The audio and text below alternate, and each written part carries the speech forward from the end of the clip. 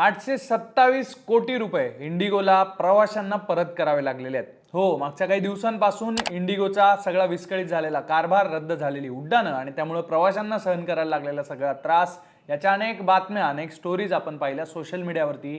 हा विषय ट्रेंडिंग होता आणि आता याच बातमीबद्दलचे, याच प्रकरणातले काही आकडे समोर आलेले आहेत, ज्यामुळे या किती प्रवाशांचे तिकीट रद्द झाले होते, किती कोटी रुपये इंडिगोला परत करावे लागलेत, किती सामान गहाळ झालेलं होतं, हे सगळे आकडे या व्हिडिओतून जाणून घेऊयात, कारण हा विषय सध्या ट्रेंडिंग आहे।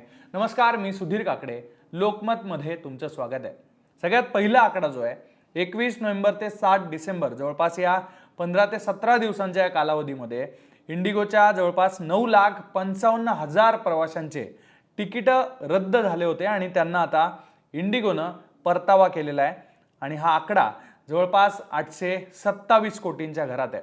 एवढी रक्कम इंडिगोनं आता प्रवाशांना परत केल्याची माहिती सध्या समोर आलेली आहे।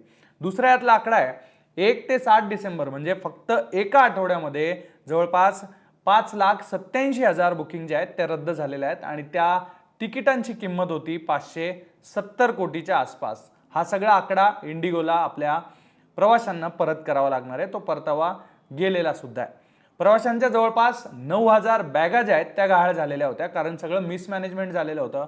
बऱ्याच प्रवाशांनी बॅगा चेक इन करून आत सोडलेल्या होत्या आणि त्या बॅगा नंतर त्यांना मिळालेल्या नव्हत्या, त्याबद्दलच्या सुद्धा स्टोरीज आपल्या समोर आलेल्या होत्या। काही लोकांची कागदपत्र असतील, मौल्यवान वस्तू असतील, या गहाळ झालेल्या होत्या आणि त्या आता त्यातल्या जवळपास 4,500 ज्या बॅगा होत्या, जे सामान होतं प्रवाशांचं, ते आता त्यांना परत मिळालेलं आहे आणि पुढच्या 36 तासांमध्ये उरलेल्या सगळ्या बॅगा ज्या असतील, सामान असेल, ते प्रवाशांना परत केलं जाणार आहे। इंडिगोच्या बद्दल जर आपण सध्याची माहिती घ्यायची म्हटली, इंडिगोचं इंडियन एव्हिएशनमध्ये भारतातल्या हवाई प्रवासामध्ये त्यांचा वाटा आहे जवळपास 65%। हे जे मार्केट आहे, जे विमान प्रवासाचं आणि या सुविधेचं, या सर्व्हिसचं जे मार्केट आहे, यामध्ये जवळपास 65% वाटा एकट्या इंडिगो एअरलाइन्सचा भारतामध्ये आहे। सोमवारचं जर आपण आजची परिस्थिती पाहिली तर कंपनीनं जवळपास 1,802 उड्डाणं सुरू केलेली आहेत।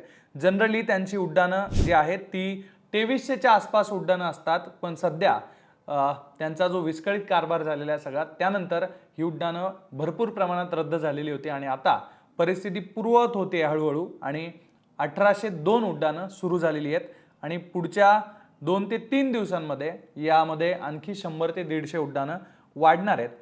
देशभरात जवळपास 138 जे सगळी विमानतळ आहेत, 138 जे ठिकाणं आहेत, त्यापैकी 137 ठिकाणांवरती आता इंडिगोनं आपली सेवा ही पुन्हा सुरू केलेली आहेत। काही उड्डाणं रद्द जरी असली तरी त्या ठिकाणी विमानं इंडिगोची जात आहेत।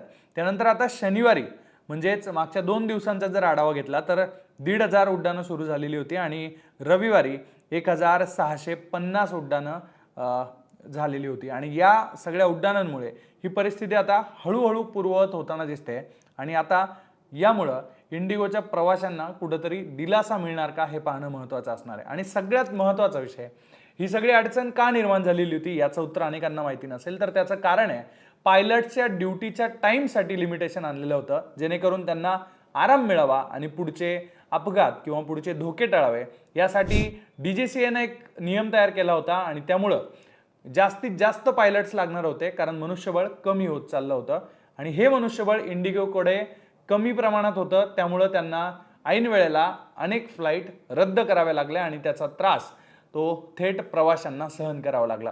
हे सगळे आकडे, याबद्दलचे आणखी सगळे अपडेट्स तुम्हाला यापुढेही लोकमतवरती पाहायला मिळणार आहेत आणि अशाच अपडेट्ससाठी तुम्ही जर लोकमतला फॉलो केलं नसेल तर ते नक्की करून ठेवा। तुर्तास इथेच थांबूयात, पाहत रहा लोकमत।